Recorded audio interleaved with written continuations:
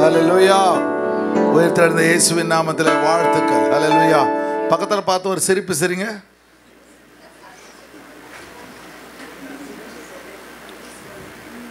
இந்த அமெரிக்காவில் சொல்லுவாங்க, ஐ காட் $1 மில்லியன் ஸ்மைல். இந்த மாதிரி ஒரு $1 மில்லியன் ஸ்மைல் கொடுங்க.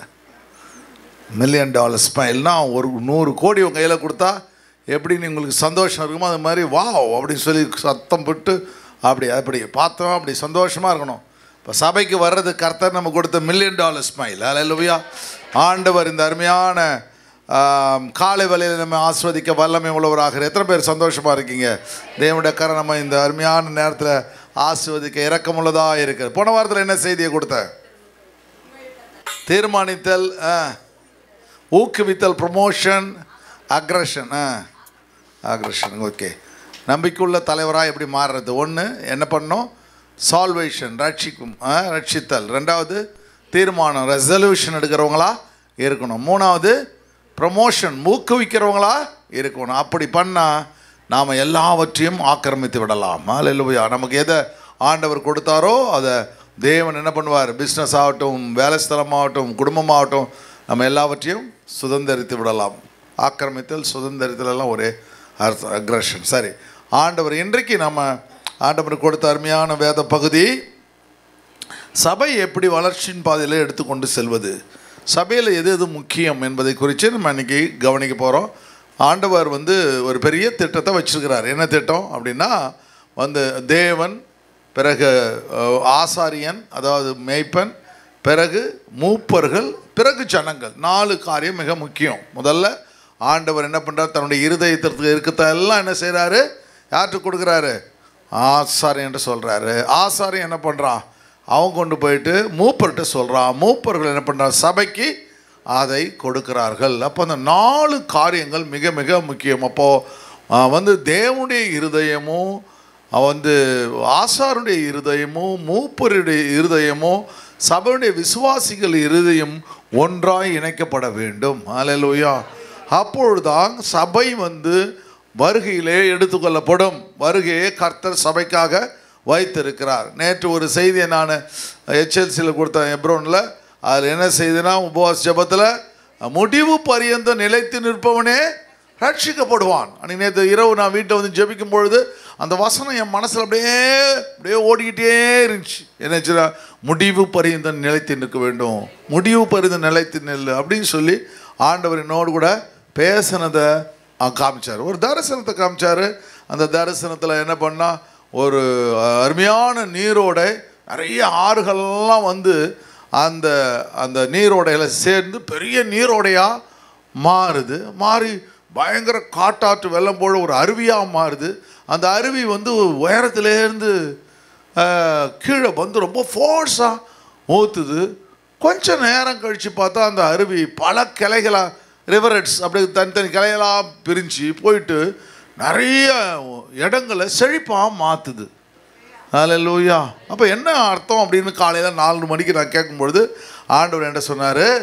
ஆண்டவராகிய நான் சொல்கிற காரியம் என்னென்னா, நிறைய ஆர்கனைசேஷன்ஸு, நிறைய ஆத்துமாக்களை நான் உனக்கு கொடுக்கும் பொழுது, அது ஒரு பெரிய சபையாய் உருவெடுக்கும் பொழுது, அந்த சபையில் நிறைய தலைவர்களை நீ உருவாக்கி, அந்த தலைவர்கள் அநேக இடங்களில் நீ கொண்டு சென்று பிரான்ச்சஸை உருவாக்கி, இந்த மெயின் லைன்லேருந்து வர அந்த ஆசீர்வாதத்தை பிரான்ச்சஸுக்கு நீ கொடுத்து தேசத்தை முழுவதும் நீ பலப்படுத்த வேண்டும்.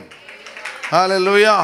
அப்படின்ற ஒரு அருமையான காலம் 4 மணிக்கு 4:45 மணிக்கு எனக்கு கொடுத்த பொழுது அது எனக்கு ரொம்ப உற்சாகமாக இருந்துச்சு. அதுபோல் ஆண்டவருடைய சமூகத்தில் நம்ம என்ன பண்ணோம்? What's your counsel, give your counsel. நீருடைய ஆலோசனைக்கு தாமே. Is our counsel and comforter. அவர் நம்ம தேற்றுகிற ஒரு தெய்வம். ஆண்டவரை கேட்கணும், ஆண்டவரை நீங்கள் சாயம் போகும்போது தேவன் உங்களுக்கு ஆலோசனை கொடுப்பார் ஒவ்வொரு நாளும். அதனால் ஆண்டவர் நமக்கு இந்த காரியங்கள். சரி, இன்றைக்கு 4 காரியங்கள் நம்ம படிக்க போகிறோம். 4 காரியங்கள் தேவன் நம்ம கற்றுத்தர வல்லமை உள்ளவராக இருக்கிறார். சரி, வாசிங்கம்மா. 1 தீமோத்தேயு 5ஆம் அதிகாரம் 17ஆம் வசனம். நன்றாய் விசாரணை செய்கிற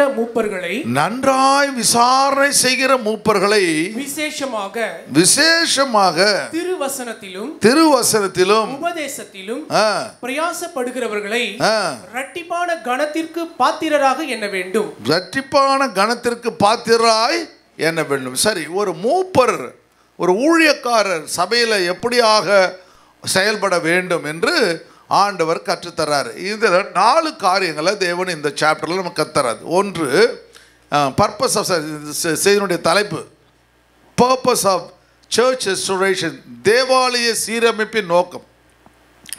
ஒரு தேவாலயம் ஒவ்வொரு நாளும் சீரமைக்கப்பட்டு கொண்டே இருக்க வேண்டும்.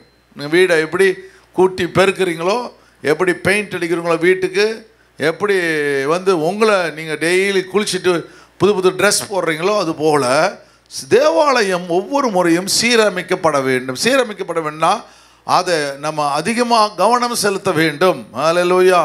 அதில் கவனம் செலுத்தும் பொழுது கர்த்தர் என்ன பண்ணுவார், அடுத்த நிலைக்கு கொண்டு செல்வார். நான் ஆண்டவர்கிட்ட போகும்பொழுது நான் அடிக்கடி எங்கள் ஸ்டாஃபுக்கிட்ட சொல்லுவேன், ஒவ்வொரு முறை சர்ச்சுக்கு வரும் ஒரு சேஞ்ச் இருக்கணும் சர்ச்சில்னு சொல்லுவேன். ஏதாவது ஒரு சேஞ்ச், ஒரு சின்ன ஃபோட்டோவாவது மாற்றிருக்கணும், இல்லை இங்கே இருக்கிற புல்பீட்டை தூக்கி அந்த பக்கம் போடணும், அது மட்டும் மாறாது.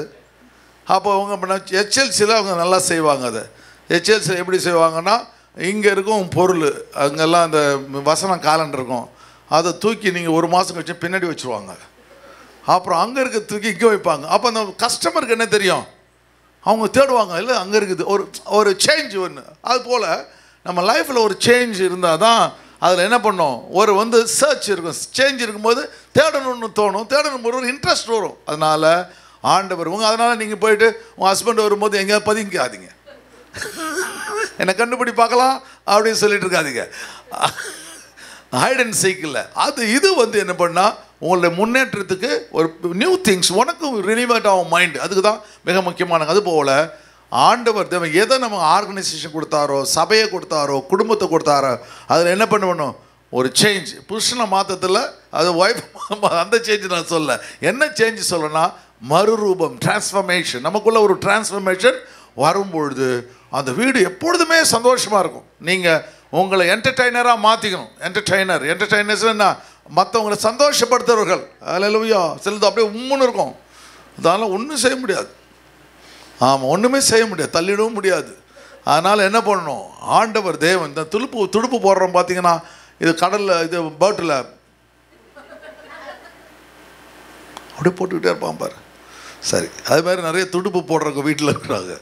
கடவுளுக்குள்ள ஆசை. சரி, 4 காரியங்களை கவனிங்க. ஒன்று, அப்படிப்பட்டவர்களை என்னால் அந்த மாற்றத்தை விரும்புகிறவர்கள் மாத்திரமல்ல, மூப்பர்கள். கரெக்டாக மூப்பர் வேதாகமத்தில் பவுல் சொல்லும் போது திமோத்தி புத்தகத்தில் மூப்பர்கள் எப்படி இருக்க வேண்டும், எப்படி செலக்ட் பண்ணணும்னு சொல்லலாம்.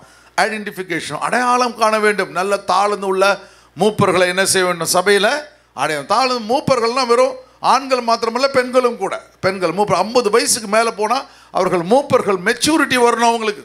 அல்லேலூயா. இந்த சின்ன பிள்ளை மாதிரி கிள்ளி விட்டுக்கிட்டு வெறுப்பு ஏற்றிக்கிட்டு இருக்கக்கூடாது. அப்போ என்ன செய்ய வேணும், மூப்பர்களுக்கு அந்த மெச்சூரிட்டி, 50 வயசுக்கு மேலே மெச்சூரிட்டி வரணும். அவங்கள அடையாளம் கண்டு கொள்ளணும் சபை. அதான் ஐடென்டிஃபிகேஷன். 2வது, சபை என்ன பண்ணும், ரெகக்னேஷன், அங்கீகரிக்க வேண்டும். இது உங்கள் பிஸ்னஸில் எடுத்துக்கலாம், உங்கள் வேலை ஸ்தலத்தில் எடுத்துக்கலாம், உங்கள் ஊழியத்தில் எடுத்துக்கலாம் இந்த காரியங்களை. அப்போ ஐடென்டிஃபிகேஷன், சரியான ஆளை நம்ம தேர்ந்தெடுக்கணும்.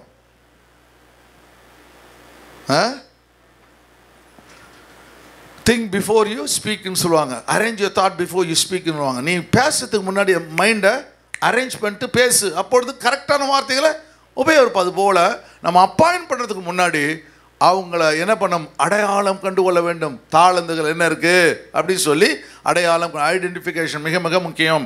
அடையாளம் கண்டுகொள்ளுதல். நம்ம ப்ரொஃபஷன் என்ன, நமக்கு ஏற்ற ஆளுங்களை கரெக்டாக கண்டுபிடிக்கணும். 2வது, ரெகக்னேஷன், அவர்களை அங்கீகரிக்க வேண்டும். அங்கீகரிக்க வேண்டும்னா நான் இந்த எடுத்த ஆளை என்ன பண்ணணும், நீங்களே அக்செப்ட் பண்ணிக்கணும். நீங்கள் அக்செப்ட் பண்ணி அவங்கள டெவலப் பண்ணணும். ரெகக்னேஷன், அங்கீகரித்தல். 3வது, அவர்களுக்கு அறிவுரைகள் சொல்ல வேண்டும். அவர் மேலே வீணான பழிகள் சுமத்துறோம், அந்த பழி சுமத்துறோம் நான் கண்டுபிடிச்சி அவங்களுக்கு அறிவுரை சொல்லி, நான் எடுத்த ஆள் நல்ல ஆள், நல்லவங்க, அவங்க நீ அவங்களோட சேர்ந்து வேலை செய், அப்பொழுது தான் நம்ம கம்பெனியோ நம்முடைய ஆர்கனைசேஷனோ மேலே போகும், நம்முடைய சபை மேலே போகும்னு சொல்லி அவர்களுக்கு அறிவுரைகளை சொல்ல வேண்டும். 3வது. 4வது, அவர்களுக்கு பதவி உயர்வுகள் தர வேண்டும். ஆர்டினேஷன், பதவி உயர்வுகள் அப்படியே வச்சிருக்கக்கூடாது. அடுத்த பொசிஷன் என்ன பண்ண வேண்டும், அவனை உயர்த்திக்கிட்டே இருக்கணும், என்கரேஜ் பண்ணிகிட்டே இருக்கணும். என்கரேஜிங் ஸ்பிரிட் இருக்கணும். எமர்ஜிங் லீடர்ஸை உருவாக்கிக்கிட்டே இருக்கணும் ஒரு சபை. அல்லேலூயா. அப்பொழுதுதான் அந்த சபை அடுத்த நிலைக்கு போகும். நம்முடைய சர்ச்சில் 36 எல்டர்ஸ் லேக் ஏரியா சர்ச்சில் இருந்தாங்க. இப்போவும் ஆண்டவர் இந்த எல்டர்ஸ் நம்ம கூட வச்சிருக்கிறதுக்கா தேவனுக்கு நான் நன்றி செலுத்துறேன். அன்னைக்கு என்ன ஊழியம் பண்ணுறாங்களோ அந்த ஊழியத்தை இன்றைக்கும் செய்து கொடுத்தாங்க. சபை உடைக்கப்பட்டது, பிரச்சனைகள் போச்சு, இருந்தாலும் கர்த்தர் தேவனுடைய பிள்ளைகளுக்குள்ள ஒரு மனம் ஐக்கியத்தை கர்த்தர் கொடுத்துருக்கிறார். கரங்களை தட்டி கர்த்தருக்கு நன்றி செலுத்துவோம். ஹல்லேலூயா, ஹல்லேலூயா. இயேசு நல்லவர் என்பதை அப்படின்னு என்ன அர்த்தம்? ருசியில் 6 வகை சுவை இருக்கு. என்னென்ன இருக்கு? உப்பு, துவர்ப்பு, அதெல்லாம் இயேசுகிட்ட இருக்குன்னு அர்த்தம். அதெல்லாம் இயேசுகிட்ட எல்லாம் வாழ்க்கையில் இருக்கு. இயேசு ஒரு ருசி பார்க்கும்போது உப்பு இருக்கும், துவர்ப்பு இருக்கும், கசப்பு இருக்கும். அதனால பண்ணல 6 வகை சுவை. அது ஆண்டவரை ருசிச்சு பார் அப்படின்னா 6 வகை சுவையினால ஆண்டவரை தெரிந்து கொள். ஹல்லேலூயா. உன் வாழ்க்கையில் இவெல்லாம் இருக்கும், ஆனாலும் ஆண்டவரை நீ விட்டு விடாது. ஹல்லேலூயா, ஹல்லேலூயா. செங்கடல் எதிர்த்து வந்து பங்கம் வந்திடா, பாதை ஒன்று கண்ணில் தெரியுதே.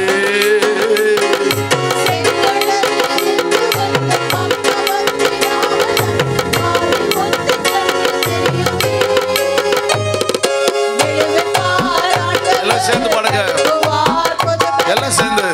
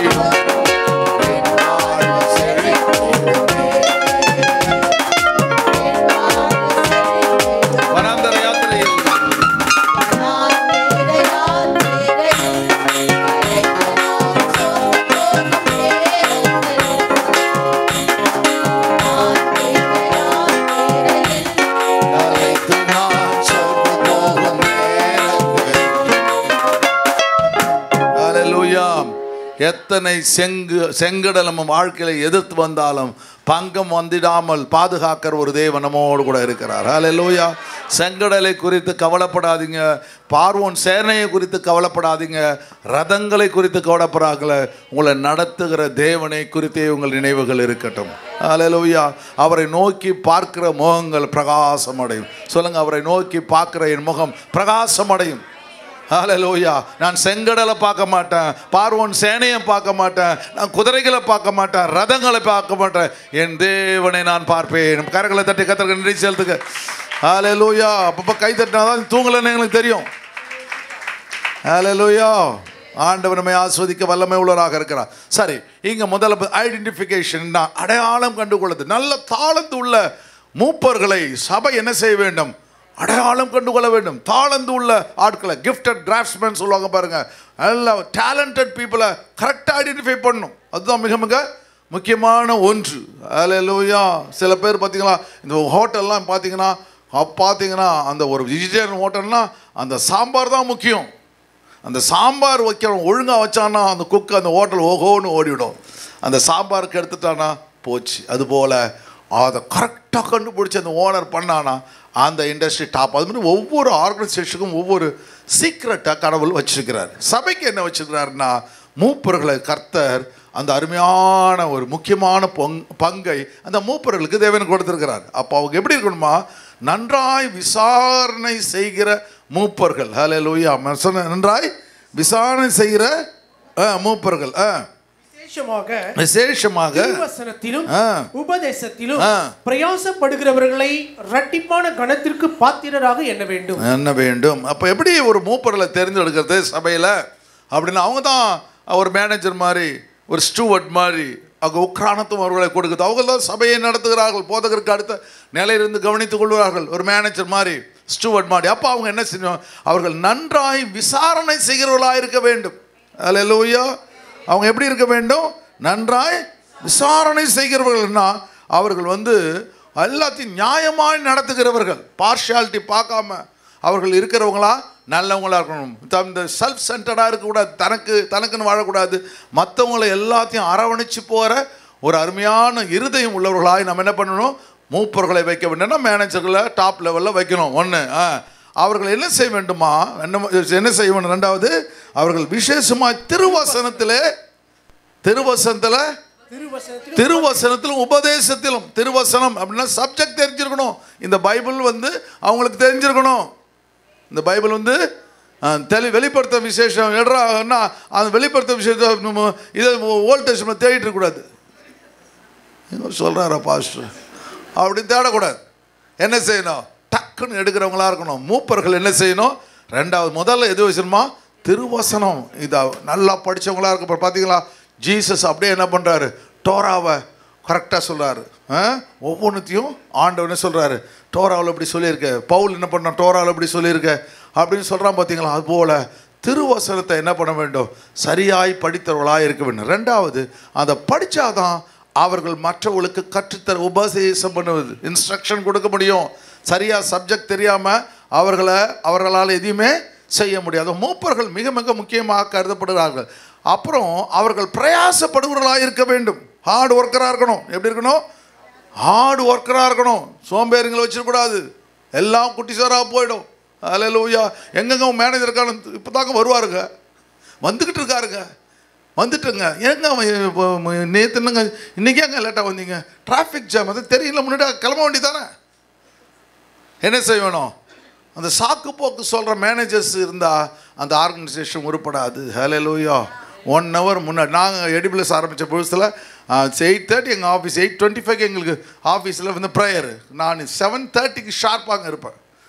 அதுக்கு முன்னாடி 7 மணிக்கு இருப்பேன் ஒரு சைடில். அப்புறம் இங்கே 7:30 1 hour முன்னாடி உட்காந்துருப்போம். அப்போ எல்லோரும் பயந்து ஓடி வருங்க. எல்லாம் டமால் டிமில் வந்து நிற்குங்க. அப்படியே லேட்டாக வந்து அப்போ தெரியும் அவருக்கு, கட்டுன்னு பேச மாட்டேன். அப்போ கொஞ்சம் நேரம் கழிச்சு வேறு மாதிரி பேசுவேன். அதனால் இதெல்லாம் ஆகணும். அதுக்குன்னு எல்லாம் பயந்து ஓடி வருவாங்க. 8 பார்த்தீங்கன்னா 8 மணிக்கு எல்லாம் வந்துடுவாங்க. 8:30 தான் ப்ரேயர், மார்னிங் ப்ரேயர். அப்போ மார்னிங் ப்ரேயர் 8:25 மார்னிங் ப்ரேயர். அதுக்குள்ளே வந்துடுறாங்க. அது மாதிரி லேட்டாக வந்தால் பர்மிஷன், அதுக்கு மேலாம் லீவு. இவ்வளோ ஸ்ட்ரிக்டாக இருப்போம். அவ்வளோ காரியங்கள் மிக மிக மிக காரணம். அதே மாதிரி 7:30 வரும்பொழுது அந்த வாட்ச்மேன் என்ன பண்ணணும்? என்ட்ரன்ஸில் நிற்கணும். நின்று என் டோரை திறக்கணும். அவர் போனார், அவர் இல்லைன்னா ட்ரீட்மெண்ட் வேறு. இப்படிலாம் இந்த டிசிப்ளின் எல்லாம் தான் அந்த ஆர்கனைசேஷன் 20-30 வருஷத்தில் வளர வேண்டிய ஆர்கனைசேஷன் 10 வருஷத்தில் வளர்ந்து போச்சு. ஹல்லேலூயா. இதுதான் நீங்கள் கவனிக்க வேண்டிய காரியம். சபை நம்முடைய வளர்ச்சி. நம்ம இங்கே 110 பேர் அங்கே போனோம். ஜஸ்ட் ஒரு 9 இயர்ஸில் 2700 பேர் ஆத்துமக்களை கர்த்தர் கொடுத்தார். 48 பிரான்ச்சஸை கர்த்தர் கொடுத்தார். நிறைய சபைகளை நம்ம கொடுத்தார். என்ற வளர்ச்சி பிரயாசப்பட வேண்டும். சொல்லுங்க, பிரயாசப்பட வேண்டும். ஹல்லேலூயா, ஹல்லேலூயா. ஆண்டவர் தேவன் நம்மை ஆசீர்வதிக்க வல்லமை உள்ளவராக இருக்கிறார். கைட்டு போட்ட ட்ரெஸ் அப்படியே கிடக்கூடாது. எடுத்து அரேஞ்ச்மெண்ட் போடும்போதே எடுத்து அரேஞ்ச். வீட்டுக்கு தூங்கி எழுந்தோம்னா பெட்டை அரேஞ்ச் பண்ணிட்டு வரணும். ஹல்லேலூயா. அப்படியே போட்டு அப்படியே போய் படக்கூடாது. எல்லாத்தையும் நம்ம சின்ன சின்ன காரியங்கள் நம்ம கற்றுக்கொள்ளணும். இப்போ பிரயாசப்படுதல் மிக முக்கியம். ரெட்டிப்பான அவர்கள் எப்படிப்பட்டவர்களாம்? ரெட்டிப்பான கணத்திற்கு பாத்திரர்கள். அவர்கள் கணப்பு அப்படி இருக்கிற ஒரு மூப்பரை தான் நீ தேர்ந்தெடுக்கணும். ஹல்லேலூயா. அவங்கள அடையாளம் கண்டுகொள்ள வேண்டும் என்று திமோத்திக்கு பவுல் பியூட்டிஃபுல் அட்வைஸ் பண்ணுறான். அதுதான் தேவன் சபைக்கு நம்ம கொடுப்பது. சரி, ஒன்று புரிவி. சரி, இவர் வந்து இப்போ ஒரு பெரிய நல்லா இருக்கிறாரு, சபையில் நல்லா பண்ணுறாரு, பியூட்டிஃபுல் ரைட் தான். ஆனால் அவர் குடும்பத்தில் எப்படி இருக்கிறாருன்னு பவுல் அதுவும் சொல்கிறான். அது எப்படி சொல்கிறாருன்னா, அவன் எப்படி இருக்கணும் குடும்பத்தில் அவரை அடுத்து செக் பண்ணுன்றான். முதல்ல வீடு சர்ச்சில் செக் பண்ணி ரைட்டுப்பா, குடும்பத்தில் எப்படி இருக்கிறாரு அப்படின்னு பார்த்தா 1 தீமோத்தி 3:5 கொஞ்சம் குயிக்காக போக டைம் ஆகுது. ஐயோ, தன் சொந்த குடும்பத்தை 3ஆம் அதிகாரம் 3ஆம் வசனத்திலும் அவன் மதுபான பிரியனும் அடிக்கிறவனும் இழிவான ஆதாயத்தை இச்சிக்கிறவனுமாய் இராமல் பொறுமை உள்ளவனும் சண்டை பண்ணாதவனும் பண ஆசை இல்லாதவனுமாய் இருந்து. நீடு இருக்கணும், ஆனால் கிரீட் இருக்கக்கூடாது. நீடு இருக்கணும், கிரீட் இருக்கும். பணம் வேணும், ஆனால் பண ஆசை இருக்கக்கூடாது. அப்போ ஒரு மூப்பனாக ஏற்படுத்த வேண்டியவன் சபையில் அவன் குடும்பத்தில் எப்படி இருக்க வேண்டும் என்று தேவன் கற்றுக் கொடுக்கிறார். ஹல்லேலூயா. அவங்கள தான் நீ மூப்பரா ஏற்படுத்த வேண்டும். அப்போ அவருடைய சாட்சி மிக மிக முக்கியம் வேணும். இந்த இதெல்லாம் குவாலிஃபிகேஷன். அதுக்கப்புறம் பாருங்க, தன் சொந்த குடும்பத்தை நன்றாய் நடத்துகிறவனும். தன் சொந்த குடும்பத்தை நன்றாய் நடத்துகிறவனா கவனிக்கணும். பிள்ளைங்களுக்கு என்ன ஆச்சு, ஃபீஸ் கட்டியாச்சா, எலக்ட்ரிசிட்டி பில் கட்டியாச்சா, ஒய்ஃபுக்கு எல்லாம் இருக்கா, ஒய்ஃப் சாப்பிட்டாங்களா, உனக்கு சமைச்சு போடுறாளா, அவன் சாப்பிட்டாளா அப்படின்னு சொல்லி எல்லாவற்றையும் அந்த கணவன் என்ன பண்ண வேண்டும், கவனிக்கிறவனா இருக்க வேண்டும். அவன் தான் சபைக்கு மூப்பரா வரணும். அல்லேலூயா. அதனால தான் பவுல் ரொம்ப அழகாக, கல்யாணமே ஆகலை பவுலுக்கு, குழந்தையும் இல்லை, ஆனால் எப்படி எழுதுறான் பார், டெரிஃபிக்காக எழுதுறான் பார்த்தீங்களா, பியூட்டிஃபுல்லா. தன் பிள்ளைகளை சகல நல்லொழுக்கம் உள்ளவர்களாக, தன் பிள்ளைகளை சகல நல்லொழுக்கம் உள்ளவர்களாகும் கீழ்ப்படிய பண்ணுகிறவருமாய் இருக்க வேண்டும். கீழ்ப்படிய பிள்ளைங்களை கவனிக்கணும், பிள்ளைங்களை கவனிக்கணும். அமெரிக்காவில் என் ஃப்ரெண்டு ஒருத்தர் இருக்கிறார், நியூயார்க்கில். அந்த பொண்ணுக்கு வந்து 18 வயசு ஆச்சு. அந்த பொண்ணு அடிக்கடி போய் ரூம் பூட்டிப்பா. இவர் சொல்லுவார், அப்போ use to what you call shout at her அப்படின்னு. ஏன்னா டோன்ட் லாக் யுவர் ரூம் அப்படின்னு வர அவங்க பொண்ணுக்கிட்ட. அப்படின்னு நோ இட்ஸ் அமெரிக்கான்னு வரலாம் பொண்ணு. வி ஆர் இண்டியன்ஸ்னு வர அவர். Indian culture is different from American culture அப்படின்னு வரா. இந்த கல்ச்சர் வேறு, நம்ம டிஎன்ஏ வேறு, நீ இப்படி தான் இருக்கணும் அப்படின்னு வரான். அப்புறம் என்னன்னா கொஞ்ச நேரம் ஃபஸ்ட்டு ரொம்ப சண்டை அடித்தான். அப்புறம் புரிஞ்சுக்கிட்டான், ஏன் ஒய் யூ ஆர் டிஸ்டர்பிங், இல்லை நீ என்ன பார்க்குறன்னு எனக்கு தெரியணும். ஒரு சாதாரண ஒரு ஆள் சொல்லி எனக்கு சொல்லி கொடுத்தாரு,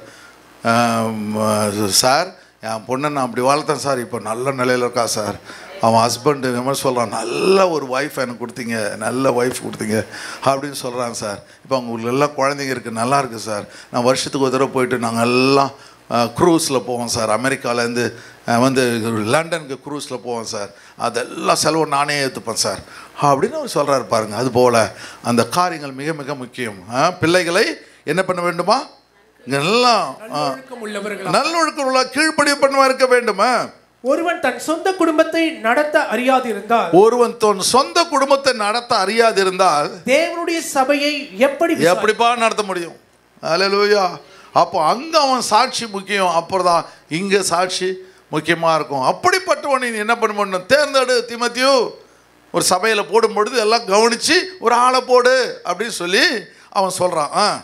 அவன் இருமாப்படைந்து பிசாசு அடைந்த அக்கினியிலே அப்படிப்பட்டவனா இல்லைன்னா அவன் என்ன பண்ணுவான், இருமாப்படைவான். எல்லாம் கெட்ட குணம் இருந்துச்சுன்னா அவன் அங்கே எப்படி நடந்துக்கிறான், அடிக்கிறவனும் தூஷிக்கிறவனும் மோசமானவனாக இருந்தால் அதே தான் சபையில் வந்து செய்வான். செஞ்சு அவன் என்ன பண்ணுவான், ஆக்கினையிலே விழாதபடிக்கு இருமாப்படைந்து பிசாசு அடைந்த ஆக்கினை. பிசாசு இருமாப்படைகிறான், நான் இது வந்து வானத்துக்கு ஏறுவேன், வடபுறங்களில் ஆராதனை கூட்டத்தில் வீட்டில் இருப்பாங்க. ஆண்டவர் என்ன பண்ணுறார், கீழே தள்ளிடுறாரு. அதுபோல் அவன் இருமாப்படைந்து பிசாசு அடைந்த ஆக்கினையிலே விழாதபடிக்கு நூதன சீஷனாய் இருக்கக்கூடாது. சபைக்கு சட்டத்திற்கு கீழ்ப்படிந்த ஒரு ஆளாக இருக்க வேண்டும். சொல்கிறேன் பாருங்க, அவன் நிந்தனையிலும் பிசாசின் கண்ணியிலும் விழாதபடிக்கு புறம்பானவர்களால் நற்சாட்சி பெற்றவனாய் இருக்க வேண்டும். புறம்பானவர்களாய் நற்சாட்சி பெற்றவனாக இருக்கணும். டெஸ்ட் பண்ணி முக்கியம். கேளு, வீட்டில் எப்படி வருதுன்னு கேளு, பிள்ளைங்கள்ட்ட கேளு, ஒய்ஃப்கிட்ட கேளு, மற்றவங்கள்ட்ட கேட்டு அவர்களை சபையில் மூப்பர்களாக ஏற்படுத்து. அல்லேலூயா. அவர்கள் சபையை சரியாக நடத்துவார்கள், சபை அடுத்த நிலைக்கு போகும். அல்லேலூயா.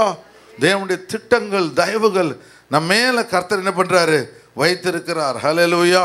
அப்போ ஆண்டோடைய சமூகத்தில் என்ன பண்ண வேண்டும், ஆண்டுடைய திட்டங்களும் தயவுகளும் ஆசீர்வாதங்களும் நம்ம மேலே கர்த்தர் வைத்திருக்கிறார். சரி நிறைய இருக்குது. அதனால் ஈப்ரூக்கு 13:17 போயிடுறேன். 13:17 போகிறேன். உங்களை நடத்துகிறவர்கள் உங்கள் ஆத்துமாக்களுக்காக உத்தரவாதம் பண்ணுகிறவர்களாய் விழித்திருக்கிறவர்களானபடியால் அவர்கள் துக்கத்தோட அல்ல சந்தோஷத்தோட அதை செய்யும்படி அவர்களுக்கு கீழ்ப்படிந்து அடங்குங்கள். அவர்கள் துக்கத்தோட அப்படி செய்தால் அது உங்களுக்கு பிரயோஜனமாய் இருக்க மாட்டாது. அப்ப இந்த மூப்பர்கள் வந்து நீங்க எல்லாம் இப்படி இப்படி அந்த தவறுகள் செய்யாதவன் நீங்க மூப்பராக ஏற்படுத்தின பிறகு அவர்கள் உங்களை நடத்துகிறார்கள், சபையை நடத்துகிறார்கள். ஹல்லேலூயா. அவர்கள் என்ன பண்ண, ஆத்துமாவுக்கு உத்தரவாதம் பண்றாங்க. அவங்க சொல்றாங்க, பாஸ்டர் இந்த அருமையான டிபார்ட்மெண்ட் நல்லா ஒர்க் பண்ணுது பாஸ்டர், இந்த அருமையான டிபார்ட்மெண்ட் நல்லா செபிக்குது பாஸ்டர், இந்த இவர்கள் நிறைய ஆத்ம ஆதாயம் பண்ணுறாங்க, இந்த அம்மா நல்லா பிரேயர்ஸ் எடுக்கிறாங்க, இந்த ஐயா நல்லா பிரேயர்ஸ் எடுக்கிறாரு, இவர் நல்லா பாடுறாரு, இப்படி சொல்லும் பொழுது அவங்க என்ன பண்ணுறாங்க, அந்த ஆத்மாவுக்கு உத்தரவாதம் கொடுக்குறாங்க. நல்ல விசுவாசிய கடவுள் நம்ம கொடுத்துருக்காரு பாஸ்டர் அப்படின்னு பாஸ்டர் நம்ம போயிட்டு ஆண்டவரே இந்த அருமையான விசுவாசியை எனக்கு கொடுத்தபடியா நன்றி. எப்படி கதிர்கட்டுகளை கொண்டு போய் தேவனுடைய சமூகத்தில் அசைவாட்டும் பொழுது அந்த கதிர்கட்டுகள் வந்து பழுகி பெருகுதோ, ஆசீர்வாதமாய் மாறுகிறதோ, நிலம் ஆசீர்வாதமாக இருப்போ, அதுபோல் உங்களுடைய வாழ்க்கையில் உங்களுடைய குடும்பத்தில் தேவன் ஆசீர்வாதத்தை வர்ஷிக்க பண்ணுவார். ஹல்லேலூயா, ஹல்லேலூயா. அப்போ நாம் என்ன பண்ண வேண்டும்? அதிகம். ரெண்டாவது என்ன பண்ணணும்? அவர்கள் விழித்திருக்கலாக இருக்க வேண்டும். அவர்கள் என்ன பண்ணணும்? Watch out for your souls. அப்படியே விழித்திருக்கலாம். அவர்கள் வந்து ஆத்தும ஆதாயம் பண்ணலாம் மாத்திரமல்ல, ஜெபிக்கிறவங்களாக இருக்கணும். ஹல்லேலூயா. நம்ம சர்ச்சில் அடிக்கடி சொல்வேன், வந்து ஒவ்வொரு தேவனுடைய பிள்ளை என்ன பண்ணணும், ஒரு 2லேருந்து 3, இல்லை 3லேருந்து 4, இல்லை 4லேருந்து 5, 5லேருந்து 6, 4 மணி நேரம் 4 டைம். இந்த டைமில் எப்படியாவது என்ன பண்ணணும், ஒரு டைம் வச்சு ஜெபிக்கணும். ஜெபிச்சா கடவுள் என்ன பண்ணுவார், உங்களுக்கு வந்து இது விஷனை கொடுப்பார், ரெவலேஷன் கொடுப்பார் டெய்லி. இப்போ எனக்கு காலைல ஆண்டவர் என்ன பண்ணார், எனக்கு ரெவலேஷன் டெய்லி இது மாதிரி ஒன்று சொல்லிக்கிட்டே இருப்பார், இவர் செய் இப்படி செய். எனக்கு அப்படியே சோர்வு வரும்பொழுது இந்த விஷன் என்ன பண்ணும், அப்படியே என்ன அப்படியே இதாகிடும், கம்ப்ளீட் ஆகிடும். அப்போ போன வாரத்தில் சொன்னார், ஆண்டவரே ரொம்ப கஷ்டமாகிடுச்சு, இதெல்லாம் ஒரு முடிவு பண்ணணும் அப்படின்னு சொல்லும்பொழுது ஆண்டவர் சொன்னார், உன்னுடைய துக்க நாட்கள் முடிஞ்சு கொண்டிருக்குது, நீ கவலைப்படாத. அப்போ எனக்கு எப்போ சர்ச்சு மூணுதுன்னு எனக்கு தெரியல. ஆண்டவர்கிட்ட கேட்குறேன், ஆண்டவரே என் சர்ச்சு எப்போ மூணுது தெரியலையே ஆண்டவரே மட்டும், திடீர்னு வந்து எல்லாம் நீ எங்கே எழுதி வச்சேன்னு தெரியல அப்படின்னு கேட்கும்பொழுது கடைசியில் இப்போ இந்த உன் சர்ச்சு எடுத்து பாருன்னா எனக்கு ஐபாட் முழு தர கிடைக்கல. அப்புறம் பார்த்தா ஒரு டாபிக் சர்ச் ப்ராப்ளம்னு எழுதி வச்சுருக்கோம். அதில் பார்த்தா ஜூலை 13ஆம் தேதி நம்ம சபை மூணுதா எழுதி வச்சுருக்கு. அப்போது 2017 சாரி 1917 என்னது 17. அப்போது அதுலேருந்து இப்போ 7 வருஷம் ஆச்சு. 7 வருஷம். அது எப்போ முடியுது? அடுத்த மாதம் முடியுது அப்படின்னு முடியுது. அது முடியுது. அதுக்கு முன்னாடியே எல்லாவற்றையும் நான் ரிவர்ஸ் பண்ணுவேன், உன்னுடைய காரியம் முடிய போகுது அப்படின்ற ஒரு வார்த்தையை தேவன் கொடுக்கும் பொழுது நமக்கு ஒரு என்ன பண்ணுதுன்னு ஒரு என்கரேஜ்மெண்ட். இது யார்கிட்டையும் போய் ப்ராஃபஸி கேட்க வேணாம், ஒன்று செய்ய வேணாம். நீங்கள் ஆண்டோட சமுதாய தரித்திருந்தால் கர்த்தர் எல்லாவற்றையும் சொல்லி தருவார். பகல் முழுவதும் என்ன பண்ணுறான் பேதுரு வந்து என்ன பண்ணுறான், வலையை போடுறான், ஒன்றுமே கிடைக்கல. அப்போ ரொம்ப டிஜெக்டடாக உட்காந்துருக்குறான். அப்போ எஸ் சாமி அங்கே வராரு. வந்த உடனே உன்னுடைய வலைகளை ஆழத்தில் போடு, ஆழத்தில் போடு. ரைட்டா லெஃப்டா போடுன்னாவே என்ன சொல்லுவோம், நமக்கு என்ன கேட்கும், ரைட்டா லெஃப்டா வலதுபுறத்தில் போடு. எல்லாத்துக்கும் ஸ்பெசிஃபிக்காக சொல்கிறாரு பாருங்க, வலது பக்கத்தில் போடு, லெஃப்ட்டில் போடாத, வலது பக்கத்தில் போடு, ஆழத்தில் போடு. ரெண்டாவது ரூல் நம்பர் 1 போட்டை எடு. ரெண்டாவது ரூல் நம்பர் 2 நீ என்ன பண்ணு, ஆழத்துக்கு எடுத்துகிட்டு போ. ரூல் நம்பர் 3 வலது பக்கத்தில் போடு அப்படின்னு சொன்னோம்னா இவன் என்ன பண்ணுறான், வலது பக்கத்தில் போடும்பொழுது அதே இடத்துல தான் 10 முறை போயிட்டு நைட்டு முழுவதும் அவன் வந்து பிரயாசப்பட்டான், ஒன்றுமே கிடைக்கல. அப்போ கடவுளுடைய கவுன்சில் வந்த உடனே இது அந்த போட்டு அமிழத்தக்கதாய் தேவன் அவனை ஆசீர்வதித்து விடுகிறான். ஆழம் எதை குறிக்கிறது? நம்முடைய ஜெப வாழ்க்கையை குறிக்கிறது. இரவு நேரத்தில் நீங்கள் ஜெபிக்கும் பொழுது நான் 10 மணி நேரம் தூங்குவோன்னா ஒரு 2 மணி நேரம் முன்னாடி தூங்கணும், அவ்வளோதானே. Early to bed early to ரைஸ்ன்னு சொல்லுவாங்க. அப்போ முன்னாடி தூங்கணும். அப்போ 8 மணி நேரம் தூங்கணும். அது தகுந்த டைம் ஃபிக்ஸ் பண்ணிக்கணும். 11 மணியா 10 மணியா ஃபிக்ஸ் பண்ணிட்டு நீங்கள் படுக்கைக்கு போயிடணும். ஒரே மணி நேரம் எப்படியாவது 1 மணி நேரம் நைட்டு எழுந்து ஜெபிக்கணும்னு சொல்லி நீங்கள் ஒரு 3 நாள் 4 நாள் எழுந்து ஜெபிச்சிட்டிங்கன்னா அதுக்கப்புறம் கர்த்தரே உங்களை எழுப்பி விடுவார். அது என்ன பண்ணணும், உங்கள் வாழ்க்கையில் ஒரு டிஃப்ரெண்ட் டைரக்ஷன் எடுத்துகிட்டு போகும். பவர்ஃபுல்லாக அப்படி தான் அந்த பிளஸ்ஸிங்கை நான் வாங்கினேன். ஹல்லேலூயா. ஆண்டவர் எல்லா விதங்களிலும் கர்த்தர் கம்பெனி நடத்தும்போது கம்பெனியை வந்து ஒரு 10 இயர்ஸில் 27 கோடி டேர்ன் ஓவர் காமிச்சார். அந்த நாளில் 27 பெரிய அப்போ இது பண்ணும்போது ஆண்டவர் ஆத்துமாக்களை கர்த்தர் கொடுத்தார். அப்போ அந்த ஆழம் எதை கொடுக்கிறது? நம்முடைய ஜெப வாழ்க்கையை குறிக்கிறது. நெட்டு எதை குறிக்கிறது? மினிஸ்ட்ரியை நம்ம பிரயாசத்தை குறிக்குது. நம்முடைய பிரயாசம் மினிஸ்ட்ரி, நம்ம என்ன செய்கிறோமோ பிஸ்னஸோ இல்லை மினிஸ்ட்ரியோ பிரயாசங்கள், அவங்க வளைய வீசுறாங்கள பிரயாசங்களை குறிக்குது. அதுக்கப்புறம் மீன்கள் எதை குறிக்கிறது? ஆத்துமாக்களை குறிக்கிறது. ஆண்டவர் பேதுக்கிட்ட சொன்னார், நீ என்ன பிடிக்கிற? மீன் பிடிக்கிற. மீன் அவ்வளோ ஆசையாடா? ஆமாங்க, அவ்வளோ ஆசை. ஏன் அவ்வளோ கடன் இருக்கு ஆண்டவரே? அவ்வளோ கிடைச்சாதா என்ன பண்ண முடியும்? ஏன் கடனை அடைக்க முடியும்? அப்போ உனக்கு அவ்வளோ. ஆமாம், அவனோட அப்போ அந்த அந்த அந்த அவனுடைய படகு மூழ்கத்தக்கத ஆசீர்வாதத்தை கருத்துருவார். அவர் சொல்கிறார், ஆண்டவர் சொல்கிறாரு, நீ இத்தனை நாள் மீன் பிடிக்கிறவனா இருக்க, இனிமே I make you fishers of man. நீ உன்னை மனுஷனை பிடிக்கிறவராய் மாற்றுவேன். அல்லேலூயா. மீன் பிடிச்சிருந்த ஆளை ஆண்டவர் என்ன பண்ணார்? மனுஷன் பிடிக்கிறதா மாற்றுவான். இந்த செம்படவர்களுக்கு, மீனவர்களுக்கு அந்த போட்டு, அந்த நெட்டு, இதுதான் சொத்து. ஆனால் ஆண்டவருக்காக எல்லாவற்றையும் விட்டு வந்து விடுகிறான். ஆண்டவர் சொல்லுங்க, ஆண்டவரே எனக்கு எது இருக்கோ உங்களுக்கு நான் அர்ப்பணிக்கிறேன் கர்த்தாவே.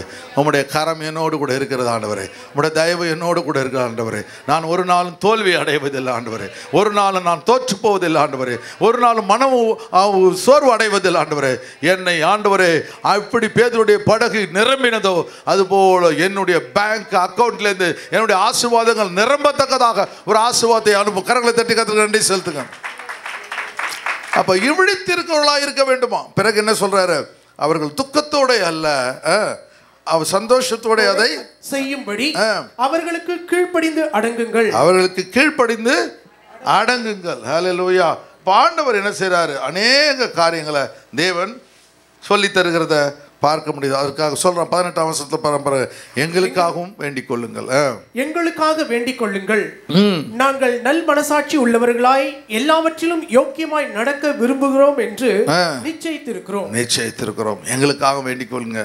நாங்கள் நல் மனசாட்சி உள்ளவர்களாய் இருக்க வேண்டும். I should have a good conscious. எனக்கு நல்ல மனசாட்சி இருக்கணும். நான் எல்லாத்துலையும் நான் என்னெல்லாம் விரும்பணும் அதை செய்ய எனக்காக வேண்டிக் கொள்ளுங்கள். எவ்வளோ ஹம்பிளாக முடிக்கிறான் பார்த்தீங்களா? அவனுக்கு எல்லாத்தையும் அட்வைஸ் சொல்லிவிட்டு அவனுக்கிட்ட போகிறான். ரெண்டாவது காரியம் ரெக்கக்னேஷனா அங்கீகரிக்க வேண்டும். டைம் ஆகி போச்சுன்னு பார்க்குறேன். சரி, 2:5-18 பாருங்க. 5:18 பாருங்க. போரடிக்கிற மாட்டை வாய் கட்டாயாக என்றும் வேலையால் தன் கூலிக்கு பாத்திரனாய் இருக்கிறான் என்றும் வேத வாக்கியம் சொல்லுகிறதே. You shall not muzzle an axe while it treads out the grain போட்டு போச்சு பாருங்க. அப்போ labor is worthy of his wages. அப்போ வேலை செய்கிற, அதாவது இது போரடிக்கிற மாட்டை வாய்க்கட்டை. இப்போ அந்த காலத்தில் என்ன பண்ணுவாங்க? இது இருக்கும் இல்லையா, போட்டு அந்த மாடு அப்படியே சுற்றி சுற்றி சுற்றி வந்து அந்த நெல்மணிலாம் கீழே போயிடும்.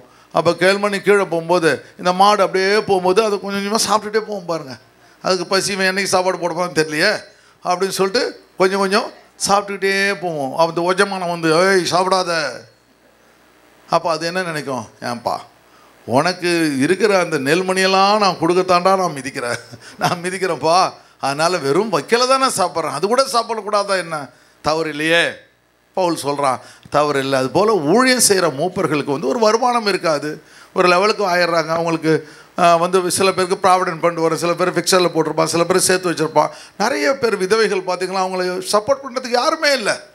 சபை அவங்கள சப்போர்ட் பண்ணுது ஓரளவுக்கு. எங்களால் முடிஞ்ச வந்தால் நாங்களே சப்போர்ட் பண்ண முடியும். நான் நிறைய மெடிசனுக்கு நான் ஒரு 15 பேருக்கு மெடிசன் கொடுக்குறேன் மாதம். பிறகு என்னது அவங்களுடைய செலவுகளுக்கு கொடுக்குறேன், முடிஞ்ச வரையிலையும் கொடுக்குறேன், என்னால் முடிஞ்ச வரையிலும் நான் கொடுக்குறேன். அதனால் அதுபோல் விசுவாசி நீங்களும் ஒரு சில பேர் கொடுக்குறீங்க.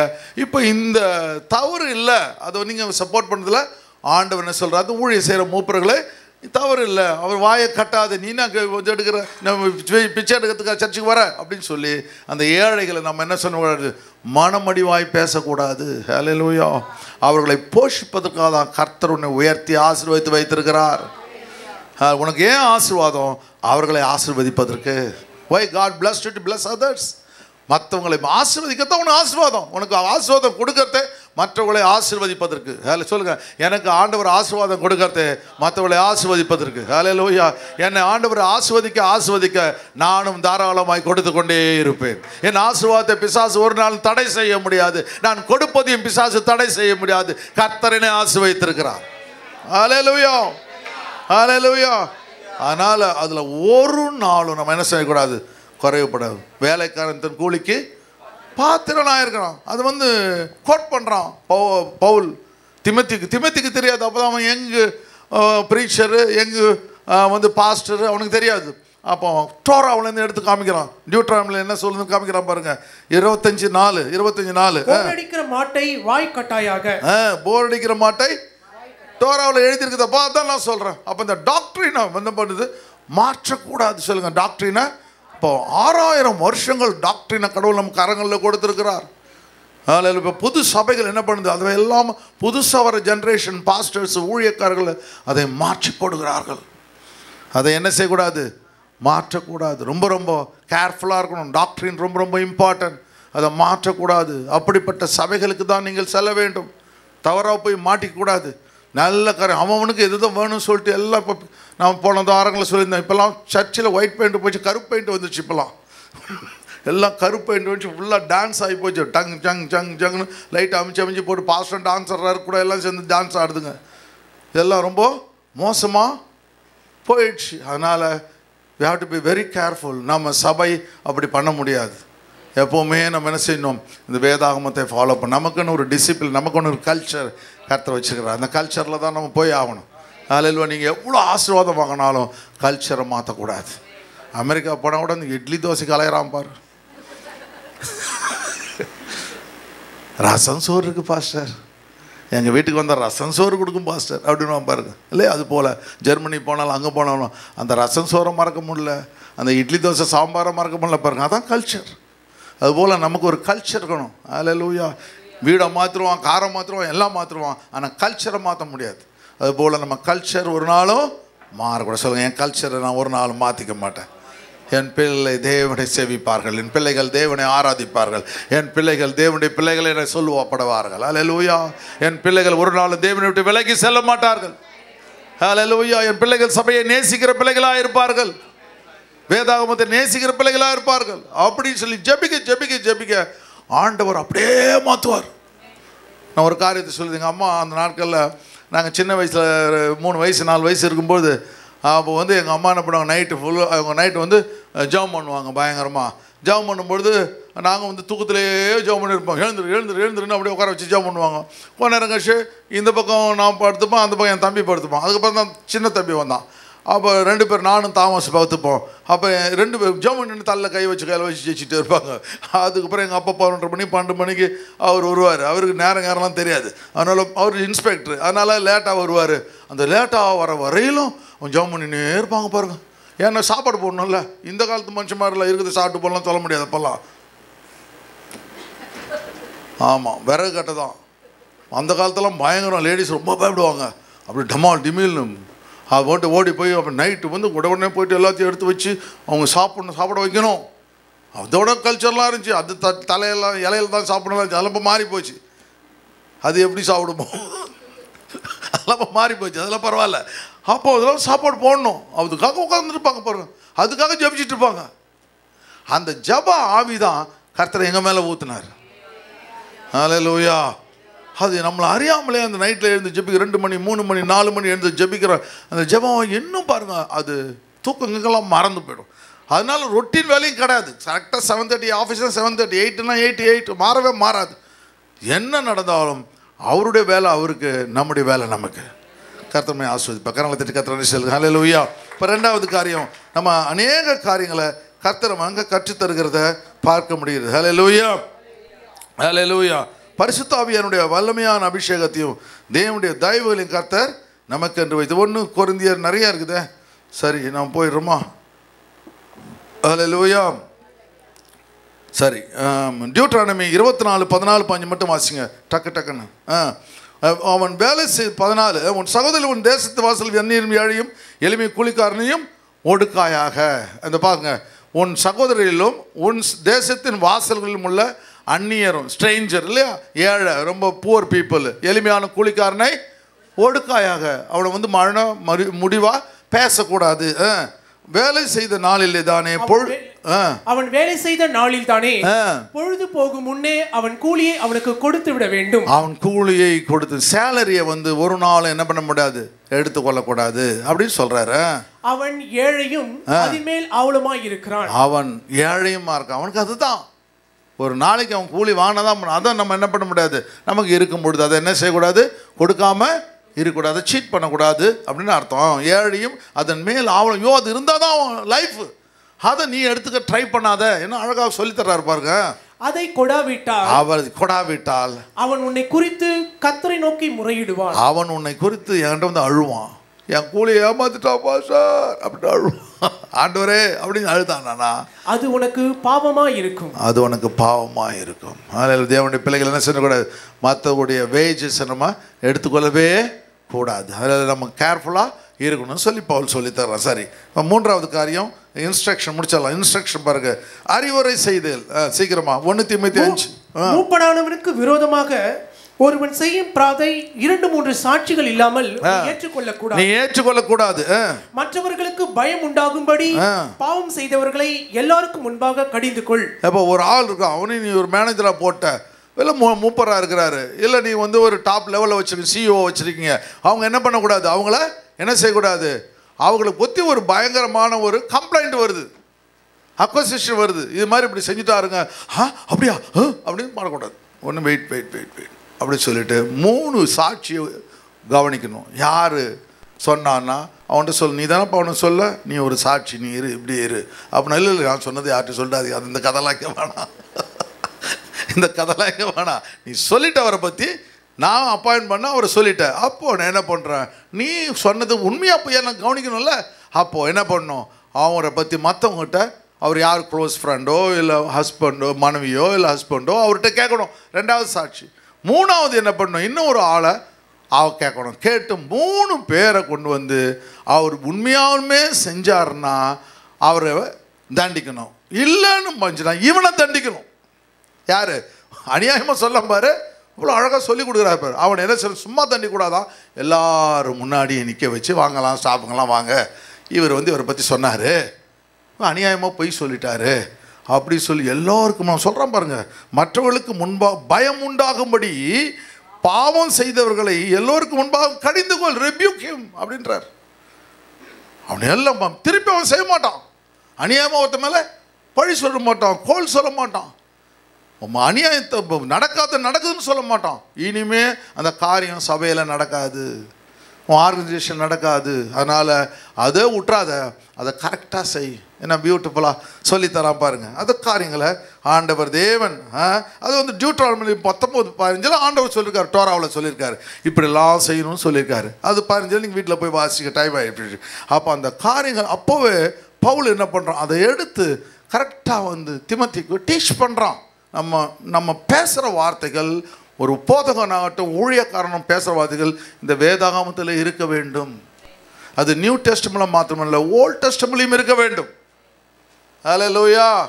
கண்டமாக பேசக்கூடாது இல்லையா, நம்ம மனசில் வந்ததெல்லாம் பேசக்கூடாது. அப்படிப்பட்ட ஊழியங்களை ஆண்டவர் அங்கீகரிப்பது இல்லை. ஹல்லேலூயா. டோராவில் 5 காரியத்தில் இது என்னது, ஆதியாகமோ யாத்திரையாகமோ உபாகமோ என்ன இதெல்லாம் இருக்கணும், அதுதான் வந்து நியூ டெஸ்டமென்ட்ல வரணும். அப்படிப்பட்ட தெரிஞ்ச ஊழியத்தை தான் தேவன் அங்கீகரிக்கிறார். ஹல்லேலூயா. அதெல்லாம் அந்த மூப்பருக்கு தெரிந்திருக்க வேண்டும்.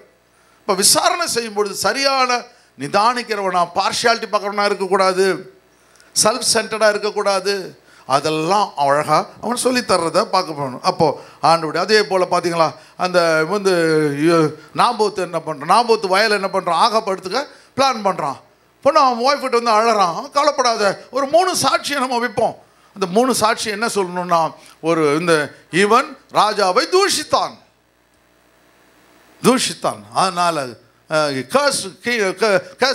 ஆண்டவர் ராஜாவை தூஷித்தான் சொல்லிட்டு 3 சாட்சி இருந்தால் அவனை கல்லெறிந்து கொண்டலாம். இப்போ அநியாயமாக என்ன பண்ணுற 3 சாட்சியை ஏற்படுத்தி அந்த நாபோத்தை கல்லெறிந்து கொண்டு அந்த நிலத்தை இந்த எசபேலும் வந்து ஆகாப்பும் பறித்து கொள்கிறார். கர்த்தரை ஆண்டவர் கணிக்கிறாரு. கடைசியில் நாம் இந்த எசபேலை உடைய உடலை நாய்கள் தின்கிறது. அந்த நியாய தீர்ப்பு பயங்கரமாக இருக்கும் அப்படி சொல்கிறாரு பார்த்தீங்களா. அதனால் you have to be very very careful. சரி, அடுத்த சர்வீஸுக்கு வர ஆரம்பிச்சிட்டாங்க. சரி, அதுக்கப்புறம் 4வது பாயிண்ட். சரி, இப்படிப்பட்டவர்கள் எப்படி இருக்க வேண்டுமா? 22 வருஷம். ஒருவன் மேலும் சீக்கிரமாய் கைகளை வையாதே. ஒருவன் மேலும் சீக்கிரமாக இப்போ எல்லா பாஸ்டர்கிட்ட போய் கேளு என்ன சொல்லுவாங்க, ஒருவன் மேலே அடிச்சிடாதுன்னு சொல்லுவாங்க. அபிஷேகம் பண்ணவட்ட மேலே அடிக்காத, அதனால அப்படி போடல. அது ஒருவன் மேலும் கைகளை வையாதுன்னா, அதாவது இப்படி அபிஷேகம் இல்லாத, அதாவது தரிசனம் இல்லாதவன், அப்படின்னா தகுதி இல்லாதவன் மேலே நீ அவர்களை ஊழியத்திற்கு கொண்டு வராதேன்னு அர்த்தம். கைகளை வையாதேன்னா ஊழியத்துக்கு கொண்டு வர, கையில் அடிச்சுடு, அபிஷேகம் பண்ண அடிச்சு, அந்த அர்த்தம் இல்லைங்க. என்ன அர்த்தம்னா, அவர்களை ஊழியத்திற்கு கொண்டு வராதே. do not lay hands on anyone hastily nor share in others people's sin. அப்போ இந்த காரியங்கள், அப்போ ஆண்டவனே அவனை ஊழியத்துக்கு ஏற்படுத்துறாத. இப்போ நீ முன்னாடி சொன்னதெல்லாம் இருக்கணும். எப்படிப்பட்டவனாக இருக்க வேண்டும், ஒரு மூப்பை அடையாளம் கண்டு கொள்ள வேண்டும். பிறகு என்ன பண்ண வேண்டும், அதை விசாரிக்கிறவனாக இருக்கணும், அவன் சாட்சி உள்ளவனாக இருக்கணும். இதெல்லாம் பார்த்துட்டு கடைசியில் அவனை ஊழியத்துக்கு ஏற்படுத்து. அல்லேலூயா. சபை அப்பொழுது பழுகி பெருகும். உன் ஆர்கனைசேஷன் அடுத்த லெவலுக்கு போவோம். கர்த்தருடைய திட்டங்கள் நிறைவேறும். தேவன் உன்னை அடுத்த பொசிஷனுக்கு கொண்டு போவார் அப்படின்னு சொல்லித்தரார் பாருங்க. அதனால தான் என்ன பண்ணுறாங்க, அந்த ஆக்ஸ் 6:6 பார்க்கும்பொழுது அவர்கள் என்ன பண்ணுறாங்க, அந்த சீஷர்கள் என்ன பண்ணுறாங்க, அவர்கள் என்ன பண்ணாங்க, 7 பேர் மேலே கையை வச்சு அவரை ஊழியத்துக்கு ஏற்படுத்துகிறார்கள். பவுலும் பர்னபாவும் என்ன பண்ணுறாங்க, அவன் மேலே கையை வச்சு அவனை ஊழியத்துக்கு ஏற்படுத்துகிறார்கள். அதுதான் லே ஹேண்ட்ஸ், அதுதான் அவர்களை ஏற்படுத்து. அப்போது தேவனுடைய பிரியமானவன், தேவனுக்கு உண்மையாக இருக்கிறவனை ஊழியத்திலே கொண்டு போ. ஆர்டினேஷன் கொடு, பதவி உயர்வு கொடு, அவனை உயர்த்து, ஆசீர்வதின்னு சொல்லி 4 காரியங்களை கர்த்தர் என்ன பண்ணுறாரு, கற்றுக் கொடுத்தார். என்னென்ன கற்று சொல்லுங்கள். 1 என்ன பண்ணாங்க, முதல் அடையாளம் கண்டுகொள். 2வது அங்கீகரித்து விடு. 3வது என்ன செய், 3வது அறிவுரை சொல்லு. அவனை பற்றி ஏதாவது தவறாக ஒருத்த சொன்னான், அவனுக்கு அறிவுரை சொல்லு. நீ செஞ்சது தப்புடா, இவர் கரெக்டானவர்றான், அறிவுரை சொல்லு. 4வது அவனை பதவியில் உயர்த்து. கர்த்தர் உன்னை ஆசீர்வதிப்பார். உன் சபை பழுகி பெருகும், உன் ஆர்கனைசேஷன் பழுகி பெருகும். நீ எல்லா விதத்திலும் சிறந்தவனாக இருப்பாய். ஒரு பெரிய சீர்திருத்தத்தை உன்னுடைய வாழ்க்கையில் கர்த்தர் செய்வார். ஹல்லேலூயா.